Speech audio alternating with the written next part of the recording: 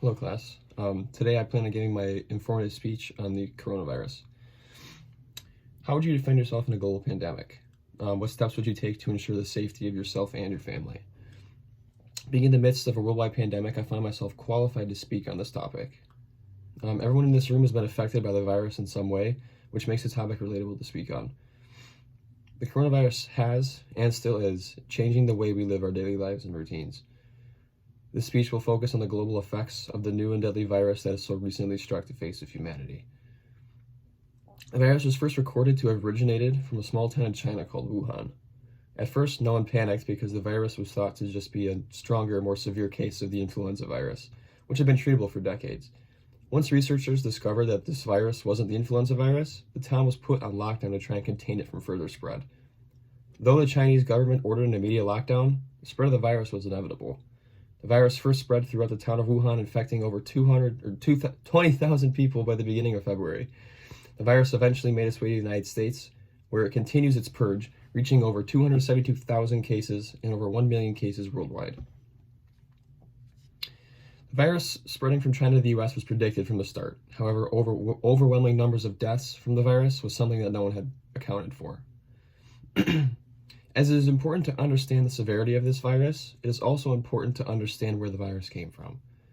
People know, or have heard from secondhand media sources, that the virus came from eating bats.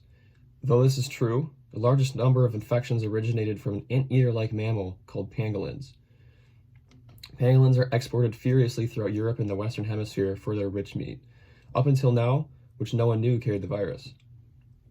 Other wild animals in this region carry the virus as well, like chickens, cattle, and pigs, but the main hosts are horseshoe bats and pangolins. Once the virus crossed into the U.S., most recently Michigan, Governor Gretchen Whitmer issued a mandatory statewide lockdown. At first, the lockdown forced all schools in Michigan to cancel normal in-person classes and switch to online remote learning. People still had a lot of freedom in the early stages of the lockdown, like going out in public or shopping. The lockdown became stricter once the number of cases in Michigan began to escalate. Businesses began shutting down due to Whitmer's new statement labeling certain businesses as non-essential. With all of this pandemic and confusion happening right now, it is important to know the signs that you may have the virus. If you or someone you know think they may have the virus, first get tested by a medical professional at any COVID-19 testing facility.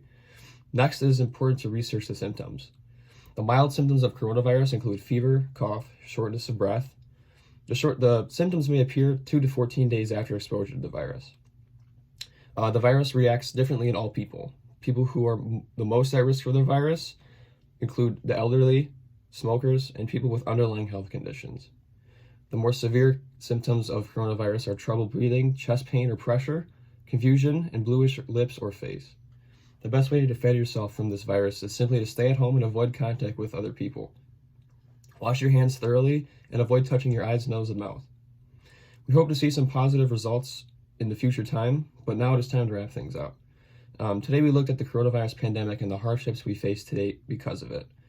The coronavirus has and still is changing the way we live our daily lives and routines. I hope that this speech has given you another reason to take this virus more seriously and to be safe. Thank you.